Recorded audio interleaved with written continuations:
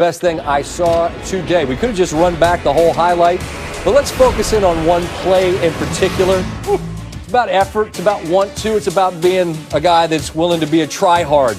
As that comes off as a knock. Nah. Be great and try hard. Look at Mike Evans. Look at that fight. I'm scoring. He catches this ball at about the 9, gets hit at about the 7. He's fighting at the 5, the 4, the 3. You want your ball, go get it. Yeah. Give me 6. Wow. Giga-Maggie. That tied things at 7s. As for the totality of this Monday night game. Good one. Really good one. Brady facing the Rams for the first time since he beat them in the Super Bowl. Down there where? Tampa. You got it. History made. First all-black officiating crew overseeing this game. Had some tough calls to make between two really good teams.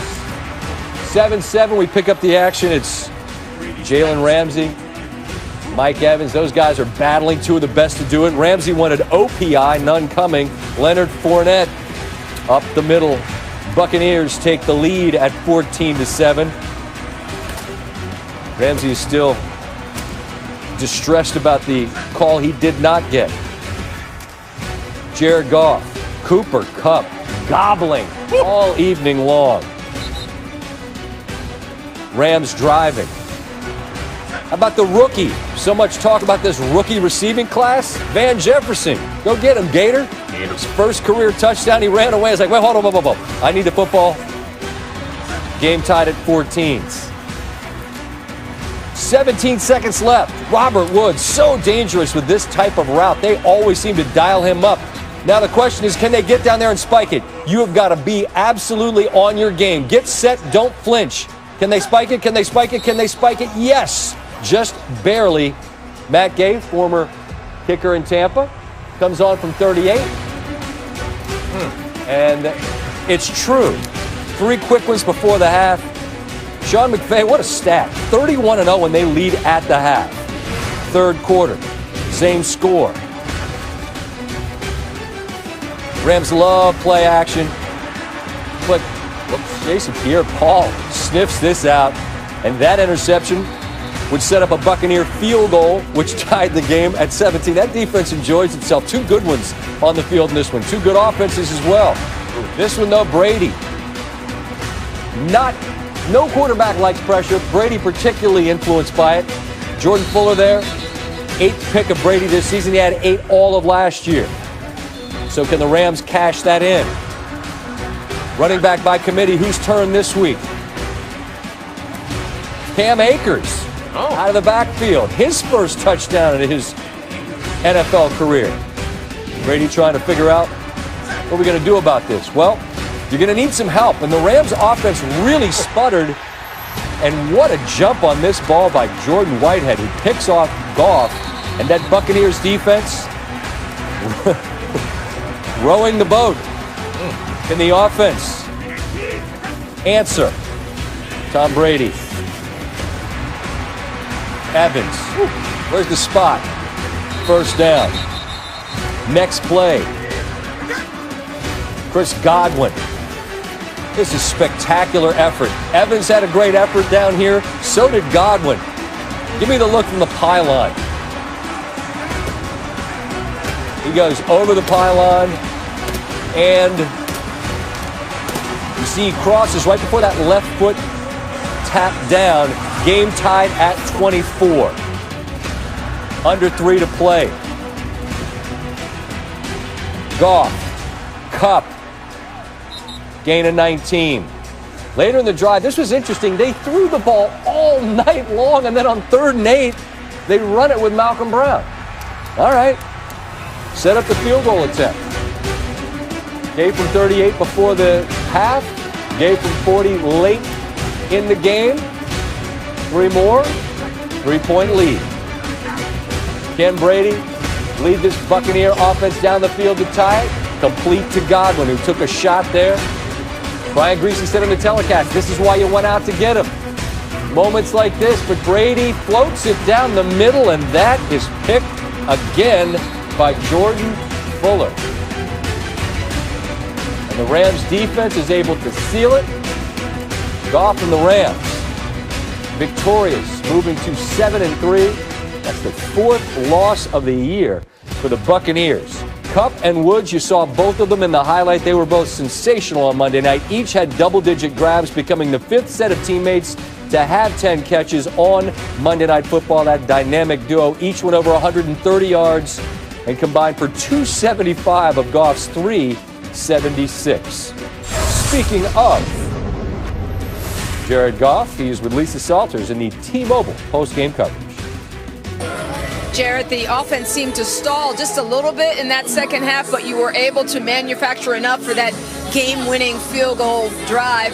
Just what was... Last drive, we just got back to ourselves. I was making some pretty dumb mistakes, honestly, at the end there. Just not taking care of the ball and being smart with it. And we got back to ourselves in the last drive and put some points on the board. Now, what made you think... Did you think that how confident were you that field goal was going to be enough?